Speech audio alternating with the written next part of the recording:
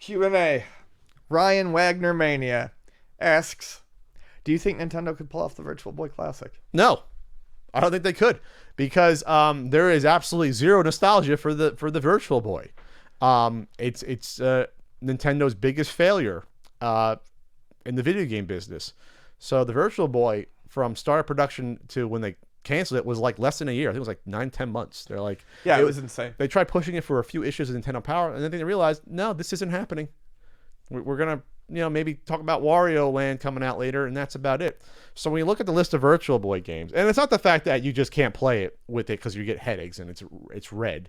I think when people first thought about the Virtual Boy, I don't know if people realize how bad it was to look at that red color until people actually got it. The only reason I played it as a kid is because my cousin, who had every video game, it was three brothers, my cousin.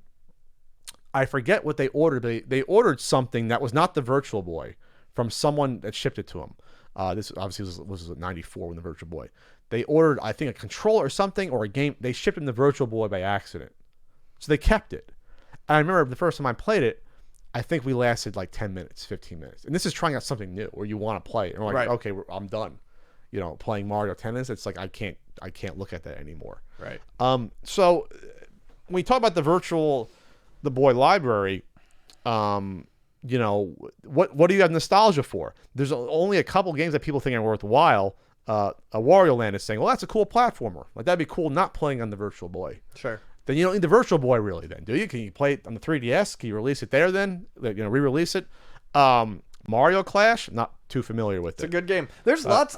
That's the thing about the Virtual Boy. Mario Tennis is not a good game. All the games are pretty decent. No, I don't think Mario Tennis is good. Most of them. Red Alarm, Teller Boxer is not good. The pinball game, you don't need a Virtual Boy to play pinball. No. Jack Brothers never played it. Red Alarm, I don't remember. Red Alarm, I enjoyed the little bit I played. We didn't get the Bomberman game here, so I don't know. Waterworld it's whatever. You're on a jet ski. Nestor's Funky Bowling, that's probably fine. Haven't played the golf game. Haven't played the Tetris game. These are never going to the Japanese ones, because there's like 12 games in Japan that came out, not here. 12 or 13. Oh, there's a fishing game. Is that really a fishing game? I might have to get it for the fishing game. But yeah, if Nintendo came out and said we're going to do a Virtual Boy collection on the Switch, I think this is what's going to happen. We'll never get a Virtual Boy Classic, of course, and I don't think this person really thinks that we would. You get a mini just eye goggles. Well, no, there was a. Let me find it. I've actually never seen Virtual Fishing. Let me see this. There is. Where is it? Wow, that looks bad. Virtual Fishing looks bad. Yep, there's a Nintendo VR coming out for the Switch. It's a Labo. Which we didn't discuss because I have no interest in discussing it. But yeah, I think it's cool.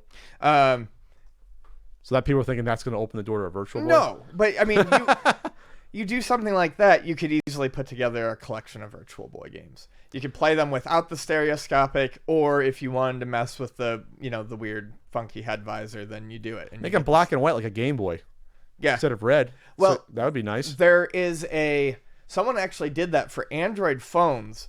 You can take an Android phone and stick it in like a Google Cardboard or one of those, like, essentially what this is. Sure. And use a controller, and they actually have an emulator that will do it, but I think it's default black and white, and you can change it to different colors. But I mean, it's totally doable. So I could easily see. Who knows if Nintendo will, but that's easily doable with this. I guess the technology had to use red back then, I guess, but it just seems like a product that they didn't bother to focus test, and just were so far into it with R&D that we got to put it out to make some money back. Yeah, because they knew this was not going to be a success. They had to have known that this was not going to be good. Oh yeah, they had to have. I mean, I clearly remember it coming out, and the promotion was lackluster at best. They assumed they had to recoup some money. Yeah. At that point, it was almost good money after bad. I don't feel like they even tried.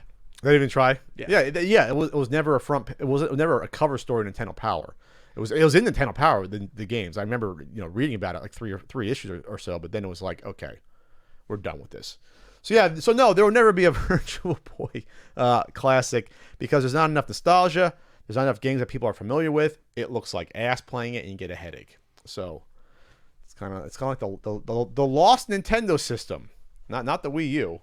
It's a Virtual Boy.